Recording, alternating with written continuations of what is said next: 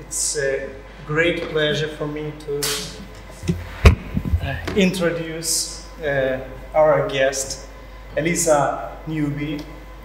She's the head of communication at the Banku Finland, and we invited her and her co-author Iikkою Korhonenen, who lead the BOFID, Bank of Finland Institute for Economics for Transition, and today they will present the result of their research on mastering central banks' communication challenges via Twitter, and they speak on the specific how central banks use Twitter to deliver financial stability. So you are welcome. The floor is yours, please. Thank you very much, Andre, for these kind words and introducing Iikka as well as me, because I never remember where the letters BOFID come from, so that was of great help. But you are the old visitor. Thank you very, very much for having us here. Thank you very much for coming here to listen to this presentation. It's very early stage of research, and very much appreciate your feedback, your comments.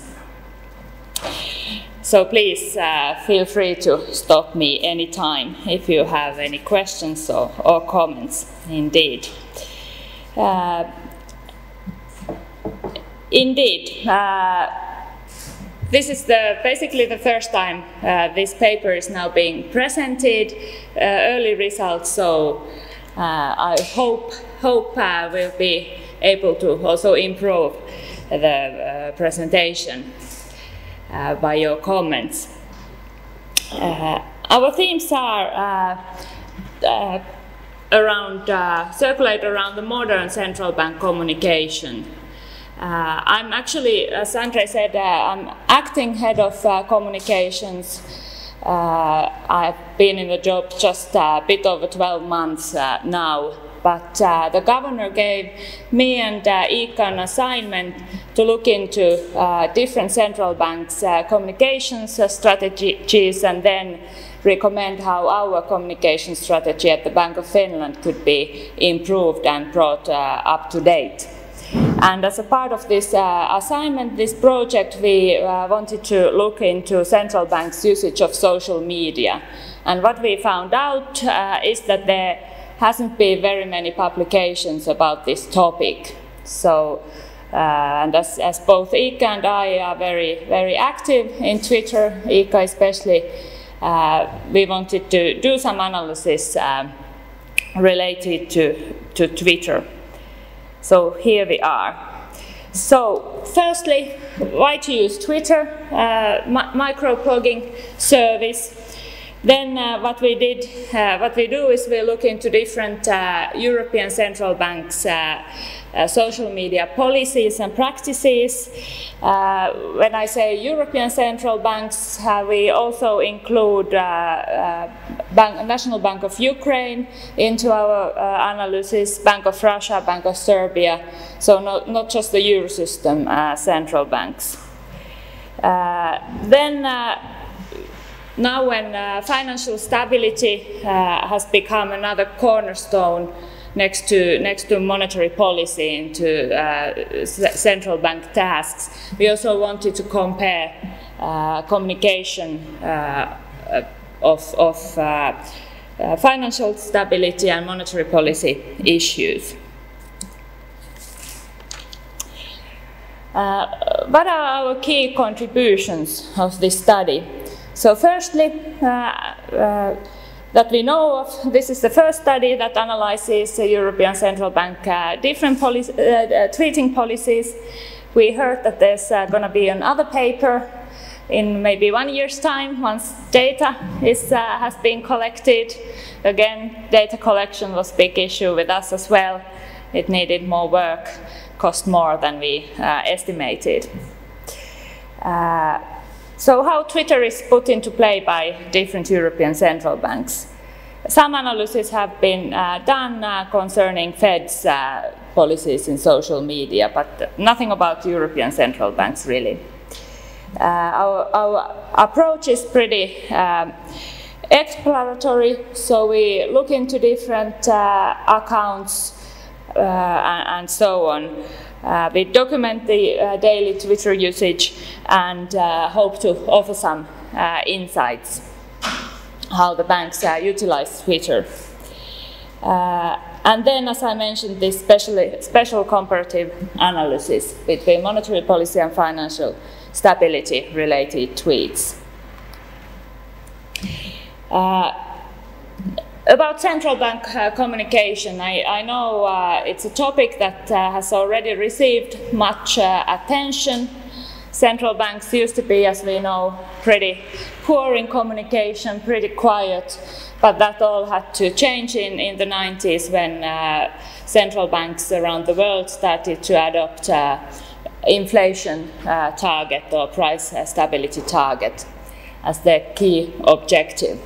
So but that needs to fulfill this strategy successfully is, of course, independence, but then independence comes with transparency and accountability. So transparency was a big change from past. Then we had financial crisis pretty much around the world, and that's when the criticism towards central banks increased considerably. Not just populistic political parties nowadays criticize central bank independence, but then more and more they've been able to attract more mainstream politicians, also general public in large. So public's awareness must be increased why central bank independence is important and why we can't have policymakers messing up with central banking. Meanwhile, there's been a huge change in media, in the way people consume news. Especially young people, they don't watch TV anymore. Everything is mobile, on iPads and mobile phones. And people tend there's a big groups of people that trust their peers more than broadcasting companies or formal institutions. So the way news are being consumed has changed a lot, and this change has been pretty rapid. So how do central banks then operate in this new environment? Many central banks are not very comfortable with the social media usage, as I will show you shortly. But questions we ask in this study is indeed whether central banks communicate in consistent manner, whether it's social media platform that's being used or more traditional platform, and should one indeed diversify topics, the style between these different platforms. So I can say already now that there are a wide range of different strategies central banks in Europe apply. Why Twitter? Some basic facts. Twitter itself, they don't publicize how many users they have, so I've used several sources here. Firstly, founded 2006. Last fall, they had about 326 million monthly active users, and around 100 million people use it daily. The Pew Research Center just recently published a study where they show that people who are active in Twitter tend to have on average higher education than population on average, higher income, they are politically active, and so on. And as we know, there are lots of politicians, journalists, academics who are indeed active in Twitter. 40% of Twitter users come from Asia, Then there are more users from Europe than North America. It's an American company, but more users come from Europe. Twitter is mainly used via mobile phones, which means it's always people can always access it. And it's attractive, especially from younger crowds, as you can see. What are our sources of data and then other information? So what we did is that we created a database. We used a private service provider, a Canadian company, and we bought tweets of 46 European central banks and also financial supervisory authorities, if financial supervisory authority isn't part of central bank. We haven't done this yet, but we will have to control the kind of messages, because that might alter whether there might be a clear difference whether a financial supervisory authority belongs to central bank or if they are different institutions. So this might have impact on central bank's Twitter activity.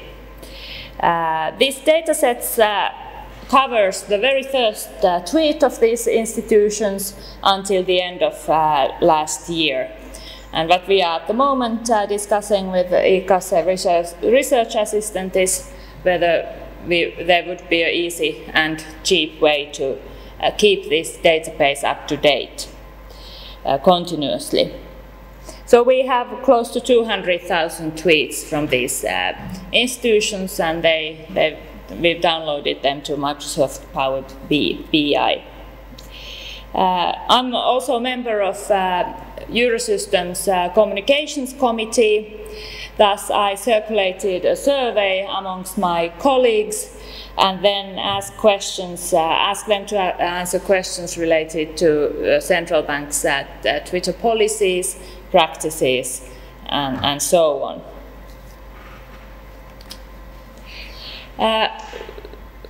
What's being said about Twitter in literature? Why is it a useful tool of communication? Firstly, of course, it allows immediate access to mass audience.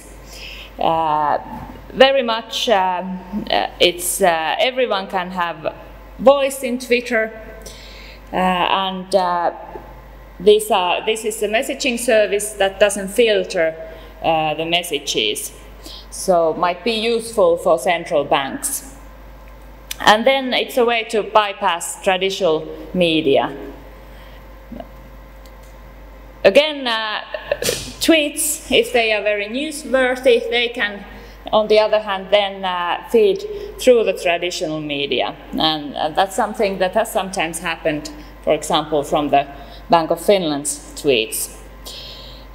It's very fast, it's always on, and indeed, at least at the Bank of Finland, it's one of our crisis communication tools or platforms as well. It also enables two-way communication, and some central banks do use this feature, and it enables homespun, very personal style. And now I come to our questionnaire, the survey. So this is how central banks themselves use Twitter. The most popular reason was to disseminate official statements. That was most common. And then also promoting publications, and then public promoting media appearances of officials and personnel. And then very often job openings are advertised in Twitter by central banks. Then there were many other reasons. Some central banks have dialogue with public in Twitter. Some central banks publish exchange rates. And then Twitter in general is used to bring a sort of personal tone into communication. And when did central banks join Twitter? very first central banks from Europe in Twitter were Czech National Central Bank and the Norwegian National Bank, Bank of Norway. ECB, Banku Finland, Latvia, BIS, and then Slovakian Central Bank, they joined 2010. And so it goes, Bank of England in 2011, 2014, Ukrainian National Bank opened its Twitter account. And then we have National Bank of Spain, it's a big central bank, they only joined last year, as well as Croatian Central Bank. But still there are some big central banks that do not have official Twitter account, such as Central Bank of Luxembourg, Cyprus and Greece. And then from outside Eurosystem we have Hungary, Romania and Bulgarian Central Bank that are not on Twitter at the moment. About followers, how many followers central banks attract? The largest crowd follows the ECB, almost 500,000 followers. Then Bank of England is popular as well. BIS has 63,000 followers. And then of course big European central banks, they attract also big crowds. If central bank tweets in English, or if at least some of its tweets are in English, then they are able to communicate with broader public, and that also increases the number of followers. Here we have, hang on, where it is. There's Central Bank of Ukraine, so you have more than 7,000 followers, which is a pretty good number. Please. I think I'm allowed to ask questions during just in terms of, let's say, central banks. Some central banks have Twitter accounts in 2 languages. For instance, like Swiss bank can have 3 languages. Yes. How do you calculate number of followers? What we did is that to this figure I chose the number of largest number of followers out of those 3 accounts. There's Central Bank of Belgium, who has also 2 accounts, and so on. But that most popular account is here. Okay, but necessarily I don't argue that number of followers would be a good measure of influence and so on. And indeed, it's possible to maybe spot some accounts that could be sort of troll accounts and not necessarily a real person. Then do central banks, please. Just to clarify, what previous slide, if you can, what different colors mean? Oh, sorry for that. So blue is Eurosystem Central Bank, okay, good. Then. And then pink is other European Central Bank. Then coming back to my survey, there's a big difference whether central banks allow their personnel to tweet about work-related matters or not. And it seems that most central banks do not have a policy in place that would prevent their staff members from tweeting about their job. But most central banks say that they don't encourage it. Then some central banks are very strict. They don't allow their staff to have Twitter accounts or at least tweet about their work. I've listed here some reasons. So those central banks that do not allow their staff members to tweet about work-related matters often say that they are concerned about cacophony. There was one central bank who was worried about safety of their colleagues that would be online.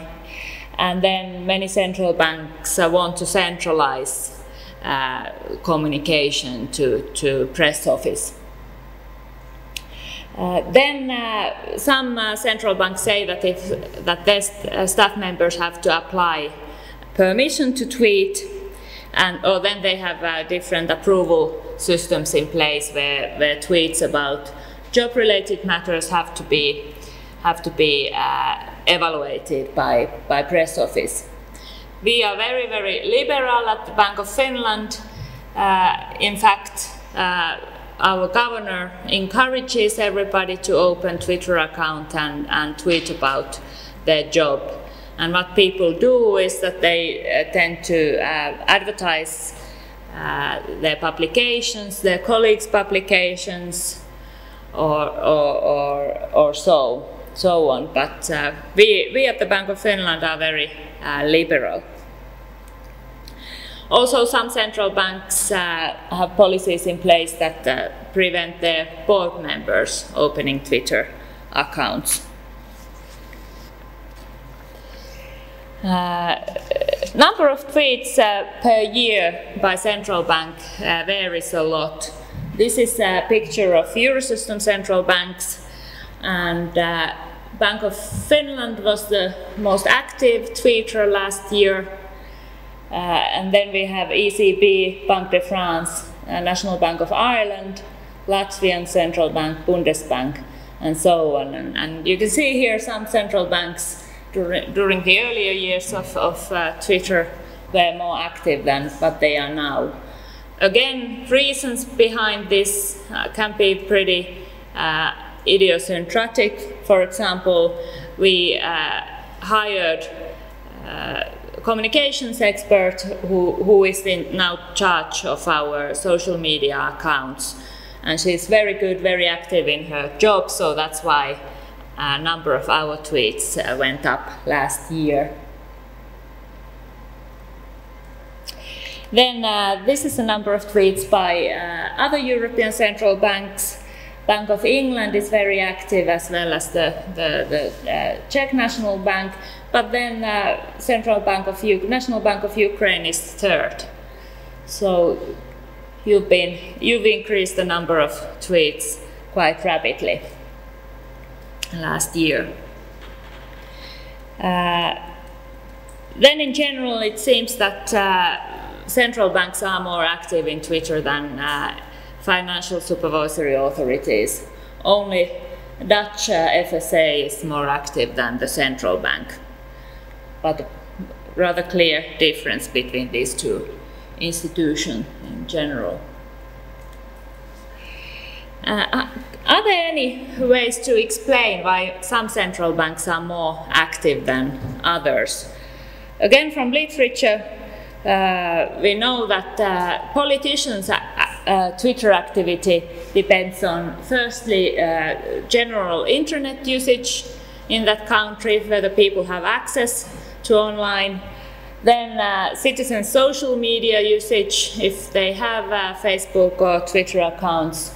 And then usage of online public services, such as different e-government services and different kind of other public services that might be online. But would this apply to central banks? And the answer is that it doesn't. In this picture, I've compared firstly on horizontal axis the kind of citizens' online activity. So here, on the positive side, if in these countries, these are digitally advanced, people have access to internet, they are active in social media and so on. This is very simple index I calculated from Eurostat data. And here on the left-hand side are countries where online services are not that often used or used less than average, and where citizens do not have social media accounts. Here on the vertical axis, here I have central banks that are more active tweeters than average, and here less active central banks. And here you can see that there's Bank of Finland, Bank of England that are pretty active, and also countries that are digitally advanced. Swiss National Bank. Then I wonder, I've been thinking whether this is the kind of corner where the country is very digitally advanced, central bank isn't so active on Twitter, whether there would be some low-hanging fruits of communication if these central banks would increase their attainment in Twitter. So they might be able to reach more citizens and so on. But as I said, it seems that it's difficult to explain which central banks are active. It just seems that a small central bank, if they have flexible tweeting policies in place, are able to have impact online. It doesn't depend on central bank's size or country's size as such. A couple of examples of different central banks' engagement. We haven't had time to consider more banks yet. Firstly, I have the ECB here. So they at the beginning, during the early days, their Twitter policy was rather careful. There wasn't much communication or dialogue online. Only seven mentions on replies in 2011 when they started or just had opened their accounts, but now over 200 last year. So clearly ECB tries to reach public via their Twitter account. Again, much more engagement. Most recently, in the past, they only submitted formal announcements and press releases and so on. BIS, they mainly tweet central bank governor speeches. So their account is a very rich source for speeches and other public appearances of different central bankers. So it's a very nice source for information if you want to find out topics different central banks are talking about. Then we have Bundesbank. So they opened their Twitter account late in 2012, and they publicized a press release where they said that in their Twitter account, or each tweet will include a link to directly to the relevant page of Bundesbank website. And this is indeed something they've done until this day. So every tweet contains a link to Bundesbank website, and their tweets consider interview speeches by the executive board. Then when the press release came out, they said that they'll tweet news about sovereign debt crisis, but since 2014 they haven't really mentioned sovereign debt crisis, thankfully, in their tweets as the crisis passed. And then different forecasts, monthly reports, and so on. And they say here that they aim to provide interested member of public sort of fast way of receiving news about Bundesbank. But very consistent Twitter policy, no engagement with the general public, but information about Bundesbank. Then we have Bank of England, completely different type of Twitter policy if compared with Bundesbank. They engage very informally with public via Twitter. You can see that during the years the number of replies or sort of the number of ask sessions they have on Twitter has increased a lot. They use very informal language. They use pet names, nicknames of their officials. They tweet a lot about sustainability issues, environment. Here about Fridays, the for blind people and answer lots of questions about notes and cash and so on. Very fast. They are very fast. If a question comes up on Twitter, they reply immediately if it's during the office hours. So they must have few people in the office in charge of the account. Again, they are not shy mentioning private sector stakeholders. There's Virgin Money being mentioned. Also, Church of England has been linked to their Twitter account. So very informal, and I would say they are the central bank who maybe make most of the different communication features Twitter has to offer. Then I have a National Bank of Ukraine here. Number of your tweets has indeed increased. Division between monetary policy and financial stability tweets has remained the same throughout the years. And given that you only opened your account 5 years ago, you have a very decent number of followers. And indeed, 2 accounts, the English account is quite recent. Then this is a question where I don't have an answer, at least not yet. So with Iikka, we've been sort of thinking about how we could measure a central bank's influence on Twitter. Is it number of followers? Is that a nice way to measure it? Whether it's a number of retweets, number of likes, frequency of updates, or topics, current issues. So something we'll consider in the future. Now I'll come to the financial stability tweets and monetary policy tweets. So indeed, there's a big difference between central banks communicating about monetary policy and then financial stability issues. Of course, the monetary policy is the tradition of central banks, and financial stability is rather a new duty. Indeed, when central banks have been more involved with financial markets, it's for sure new duties and unknown territories they've stepped on. For example, regulation, something that belonged to different institutions than central bank in past. There's macroprudential policies in many countries. That was a policy of governments, if it even existed. And then just pure market participation via the monetary policy purchase programs.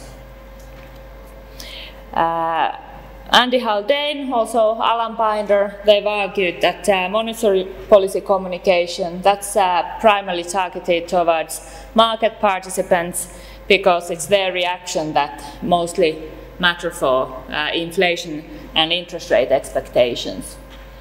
But then when it comes to financial stability related communication, much broader target group should be considered, including general public. Otherwise, communication is on financial stability issues is not efficient. Again, there's potentially a risk of conflicting interests what comes to financial stability and monetary policy and price stability. For example, at the moment in Eurosystem, we are in a situation where interest rates are close to zero or below zero, close to zero lower bound at the moment.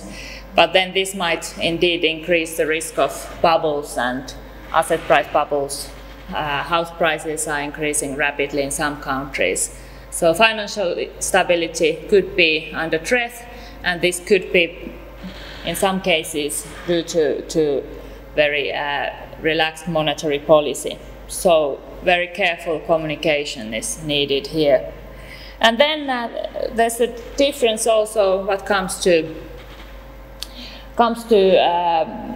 decision making. So in Eurosystem, inside Eurosystem, macroprudential decisions, they primarily fall within the scope of national decision makers. But then monetary policy, of course, is common for everybody, decided at the ECB. Of course, the ECB also inside Eurosystem coordinates macroprudential policies, and if a country belongs to banking union, they have a stronger influence. But anyway, national policies versus common policies, and again, communication challenge here. Possible questions for our analysis. We haven't covered everything yet in detail. But firstly, how has communication over monetary policy and financial stability related issues evolved over the years, over time? Has amount of financial stability communication increased if compared with monetary policy? Is it really the other cornerstone of central banks after the crisis? And then we compare and check whether there's considerable differences between the central banks that belong to Eurosystem, or then those central banks that have independent monetary policy. What we did is that we employed a keyword search, monetary policy related terms such as inflation, interest rate, purchase program, reserve requirement, and so on. And then we chose financial stability related search terms, credit, indebtedness, Basel, risk, and so on. And we translated these search terms in national languages and also calculated those words that were in English, if central banks treated in English. And what did we find out? Indeed, share of financial stability related tweets have increased, and it's increased perhaps a bit more rapidly inside the Eurosystem than in those central banks that are outside Eurosystem. Again, share of monetary policy related tweets, you can see here, has fallen inside Eurosystem. They've also fallen in other European central banks, but less rapidly. And then indeed these differences are statistically significant. So inside Eurosystem, more central banks now tweet more about financial stability related topics than monetary policy.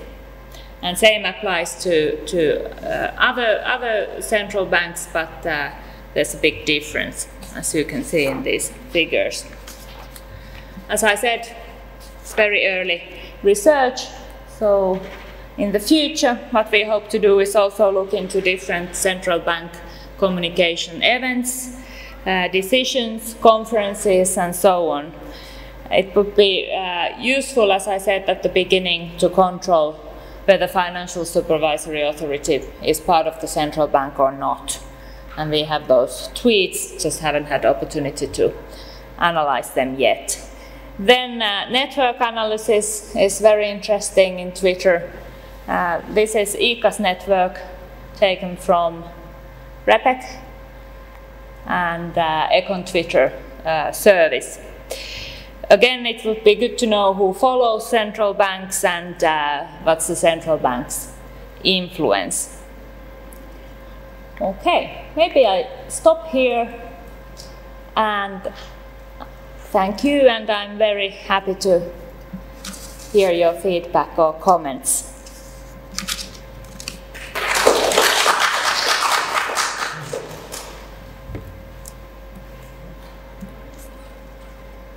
You have any question from Just okay. Thank you very much for fascinating talk. Let's say in previous, I and Tofan, my co-authors, we had investigation about using automated accounts, like to promote. So now I can't hear you. We had some research about using automated accounts of bots, in promoting certain messages. What do you think about the idea if central bankers start using, bots in promoting, like in communicating with public? Thank you. So, sorry, I couldn't hear your question. What do you think about the idea if central banks start using automated accounts or bots? Bot accounts. Right, to promote their messages. Okay. That's a dangerous idea. But I think, when it comes to bot accounts, these are actually our social media principles and policies we ask our employers at the Bank of Finland to commit to before they go online. And there it is. We indeed encourage people to use their full name when they establish their Twitter account. At the Bank of Finland, we organize pop-up photo studios so that everybody can go and take a nice photo of themselves and use a proper photo. So we very much discourage bot accounts, and I think bot accounts, they are not helpful when it comes to accountability or especially transparency. So I think better not to use those. So of course you would be able to disseminate messages rapidly. Okay, then kind of follow up. Then what about paying like to Twitter like usual advertiser if Bank of Finland wants to promote certain messages?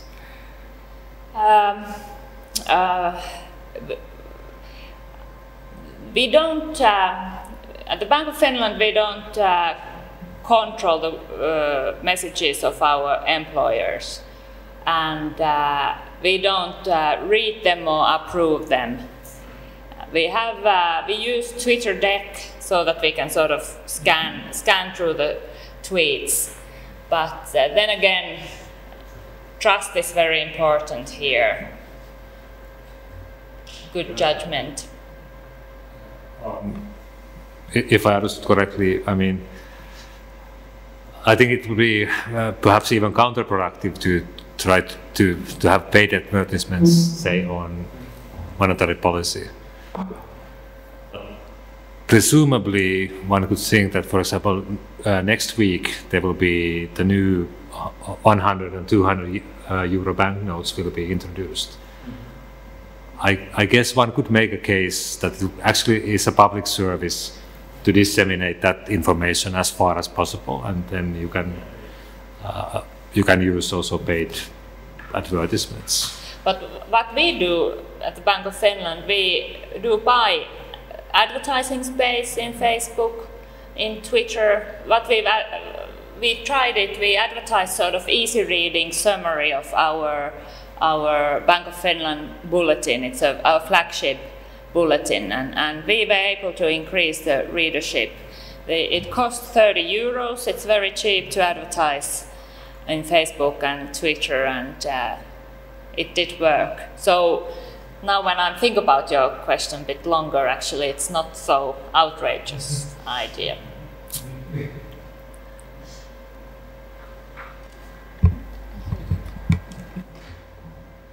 Thank you for your presentations. It was very interesting. I have a question. Have you tried sentiment analysis of tweets published by central banks, and also sentiment analysis of comments by audience? Yeah, this is something we consider doing. Me and Iikka, we are not experts on this field, but for example, Bank of England has published very useful sort of guidebook about central bank sentiment analysis, and that's definitely something we are looking into doing. Sentiment analysis is something that's done when it comes to politicians' tweets and tweets of like Brexit-related tweets and so on. It's a very interesting field. The practical issue here is that it would be much easier to do that for English language accounts and English language tweets, and perhaps French and German. But when you go into other languages, then I think just finding the right dictionaries would become a problem. Or I don't know if I'm correct or not. Yeah, then we would only then employ a subsection of our database. I have two more questions.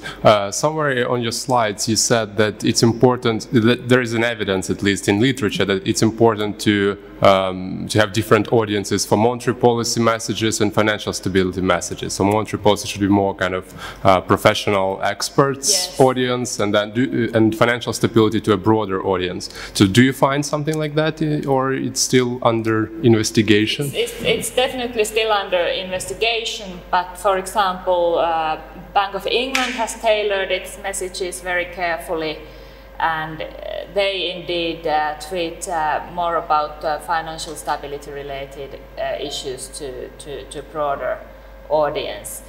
But they've also, you might be aware that they employ this kind of three-layered communication strategy where they have infographics and very visual material for general audience, and then easy reading summaries for journalists and students and so on.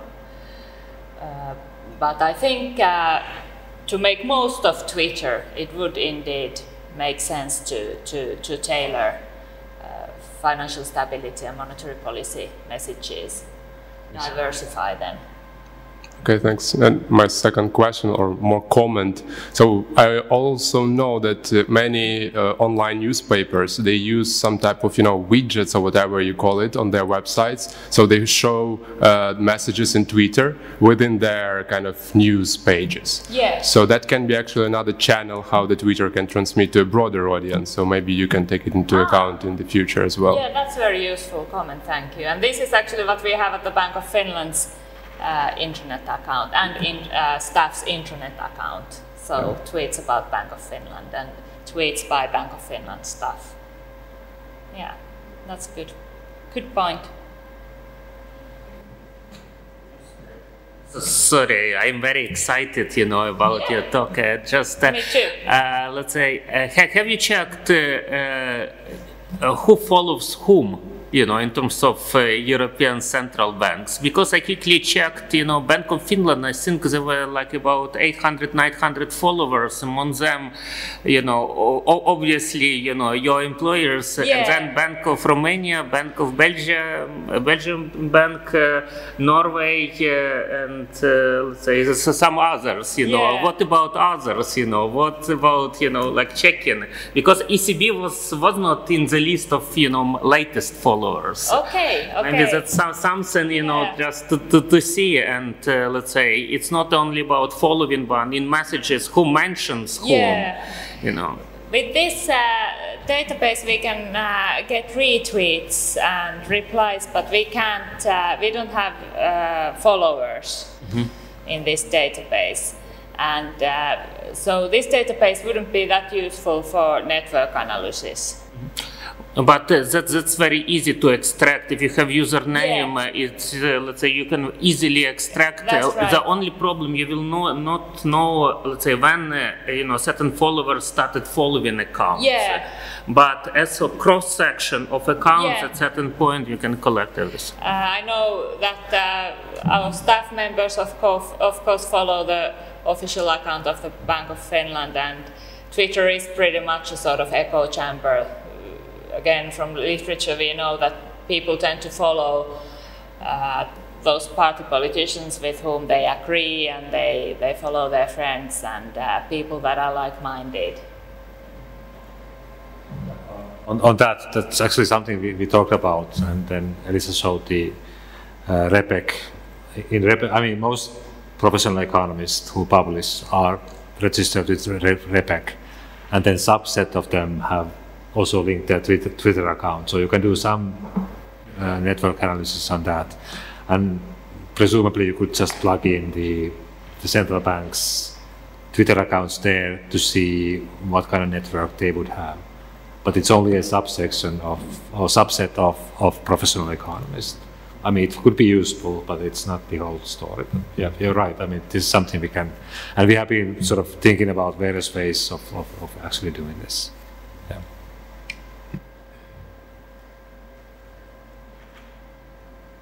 Okay, just you have one more chance to ask your question or give some recommendation, comments. So, one more question from me. I just noticed that in 2014 you observe a break point in activity in tweets, and after 2014 more banks. Here. Yeah, it's. So, just how can you explain this breakpoint and whether this special situation is attributed to a specific bank group or just what is your idea how to describe this? At least what happened in the euro system in 2014 was that the interest rates were first put lowered to zero, and then number of asset purchase program related tweets increased.